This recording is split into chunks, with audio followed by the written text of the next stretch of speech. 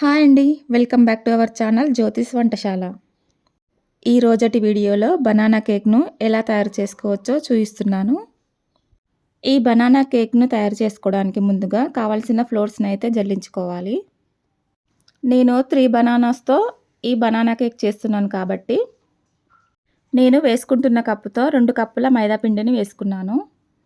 అలాగే దీంట్లోకి 1 tea spoon baking powder, ఇంకా హాఫ్ టీ స్పూన్ వంట సోడాని వేసుకొని ఈ ఫ్లోర్‌ని ఎక్కడ ఉండలు లేకుండా జల్లెడతో జల్లించుకోవాలి. ఈ విధంగా పిండిని జల్లించుకుంటేనే కేక్ బ్యాటర్ చాలా బాగా వచ్చి కేక్ కూడా ఫ్లఫీగా వస్తుంది.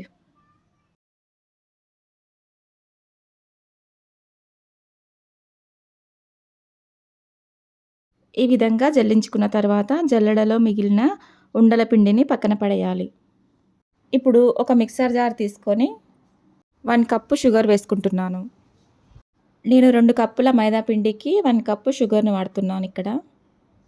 ఈ షుగర్‌ని పౌడర్ లాగా సన్నగా గ్రైండ్ చేసుకోవాలి.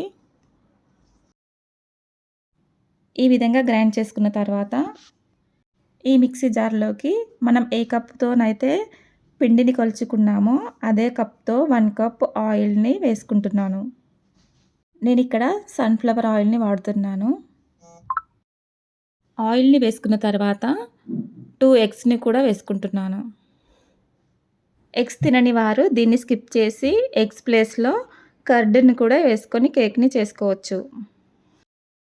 ఎగ్స్ వేసుకున్న తర్వాత దీంట్లోకి 1 కప్పు క్రీమ్ మిల్క్ కాచి చల్లార్చుకున్నవి 1 కప్ వేసుకోవాలి.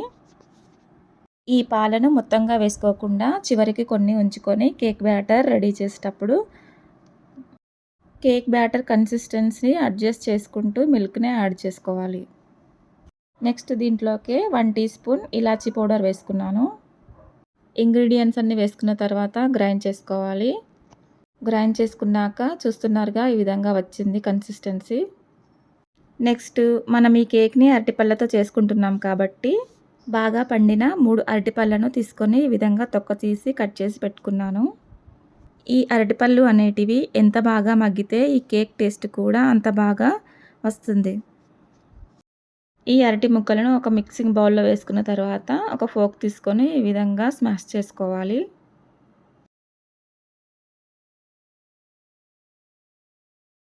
స్మాష్ చేసుకున్నాక ఈ విధంగా అయ్యింది. దీన్ని మరీ పేస్ట్‌లా కాకుండా ఈ విధంగా ఉంటే సరిపోతుంది. ఇప్పుడు దీంట్లోకి మనం ముందుగా బ్లెండ్ చేసి పక్కన పెట్టుకున్న క్రీమ్ మొత్తంని దీంట్లోకి వేసుకోవాలి.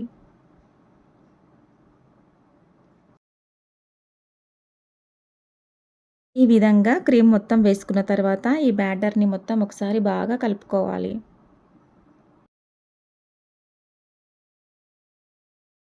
చూస్తున్నారు గదా! ఈ విధంగా ఒకే డైరెక్షన్‌లో కలుపుకోవాలి. అంతా బాగా కలిసిన తర్వాత దీంట్లోకి మనం ముందుగా జల్లించి పెట్టుకున్న పిండినంతటిని ఒకేసారి వేయకుండా కొంచెం కొంచెంగా వేసుకుంటూ విస్కర్‌తో గానీ, స్పూన్‌తో గానీ కలుపుకోవాలి. నేనిక్కడ మిగిలిన పిండిని కూడా కొంచెం కొంచెం వేసుకుంటూ మొత్తం బ్యాటర్‌నంతా ఈ విధంగా కలుపుకున్నాను. నేనిక్కడ ఈ కేక్ టేస్ట్‌ని ఇంకొంచెం ఇంక్రీజ్ చేయడానికి ఒక కిట్ క్యాట్ ప్యాకెట్ తీసుకొని చిన్న చిన్న పీసెస్ లాగా కట్ చేసుకొని ఈ బ్యాటర్‌లో వేసుకొని ఒకసారి బాగా కలుపుకున్నాను. చూస్తున్నారుగా ఈ విధంగా బ్యాటర్ కేక్ కన్సిస్టెన్సీ ఉంటే సరిపోతుంది. ఇప్పుడు ఈ కేక్‌ని బేక్ చేసుకోవడానికి మన ఇంట్లో కేక్ టిన్ ఉంటే దాంట్లో వేసుకొని కేక్‌ని బేక్ చేసుకోవచ్చు. ఒకవేళ అలాంటి కేక్ బేకింగ్ టిన్స్ లేనట్లయితే ఈ విధంగా మన ఇంట్లో వాడుకునే ఇలాంటి బౌల్‌లో కూడా వేసుకొని కేక్‌ని బేక్ చేసుకోవచ్చు. ఇప్పుడు కేక్ బ్యాటర్‌ని డైరెక్ట్‌గా దీంట్లో వేస్తే అంటుకుపోతుంది కాబట్టి ఈ గిన్నెకి ఆయిల్ అప్లై చేసి తర్వాత ఫ్లోర్‌ని ఈ విధంగా బౌల్ మొత్తం స్ప్రెడ్ చేసుకోవాలి. పిండిని ఈ విధంగా స్ప్రెడ్ చేసుకున్న తర్వాత దీంట్లోకి మనం ముందుగా కలిపి పెట్టుకున్న కేక్ బ్యాటర్‌ని మొత్తం వేసేసుకోవాలి.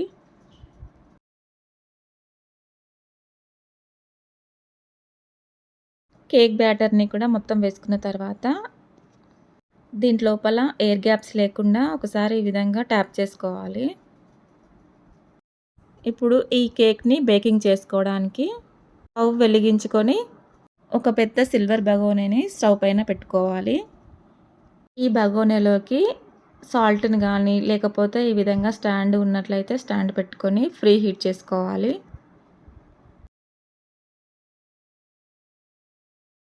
ఈ బగోనే ఫుల్ హీట్ అయిన తర్వాత మనం ముందుగా కలిపి పెట్టుకున్న కేక్ బ్యాటర్ బౌల్‌ని ఈ బగోనీలోకి పెట్టేసుకొని మూత పెట్టుకోవాలి.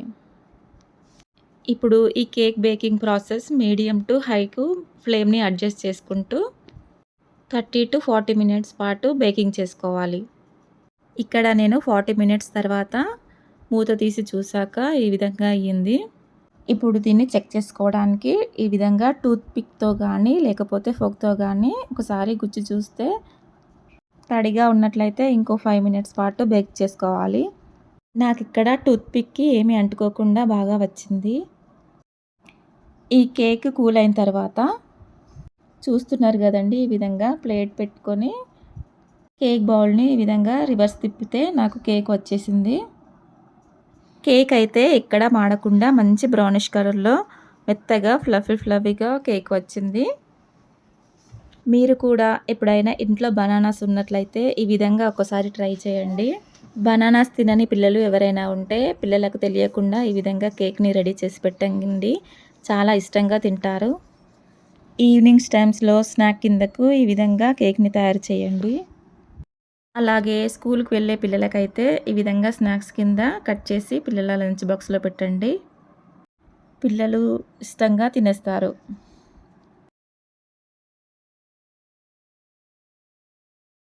మైదా పిండిని ఇష్టపడని వాళ్ళైతే మైదా పిండిని స్కిప్ చేసి దాని ప్లేస్‌లో గోధుమ పిండి వేసి కూడా కేక్‌ని రెడీ చేసుకోవచ్చు.